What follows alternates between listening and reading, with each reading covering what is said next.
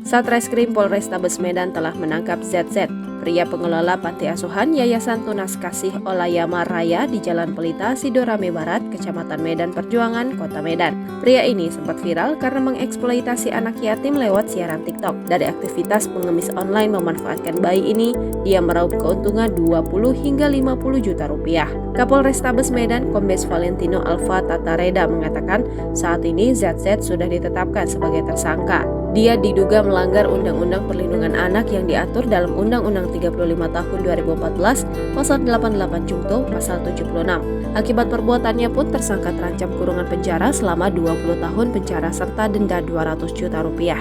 Bisa dikenai hukuman 20 tahun penjara dan denda 200 juta rupiah, kata Kapolrestabes Medan, Kombes Valentino Alfa Tatareda pada Rabu 20 September 2023 malam. Polisi menerangkan tersangka telah mengeksploitasi anak di bawah umur melalui media sosial untuk meraup keuntungan pribadi. Hasilnya mengemis online itu bukan dia gunakan untuk kebutuhan bayi maupun balita yang dirawatnya. Tersangka sengaja mengambil momen ketika bayi menangis di live streaming untuk mengambil simpati netizen lalu mendapat materi. Jadi memang eksploitasi. Anak ini pada momen-momen tertentu yang dianggap bisa menggugah hati daripada netizen yang bisa menjadi donatur di syuting oleh pelaku, terutama bayi menangis. Setelah itu ke media sosial khususnya TikTok. Panti asuhan berdiri sejak 2 tahun lalu tanpa izin. Saat digerebek Dinas Sosial Kota Medan dan kepolisian, ada 26 anak di dalamnya. 4 diantaranya, 26 tersebut bayi dan balita. Saat ini 2 bayi sudah diserahkan ke orang tuanya, 4 diserahkan ke Dinas Sosial Deli Serdang, dan 20 lainnya diserahkan ke Sentra Bahagia.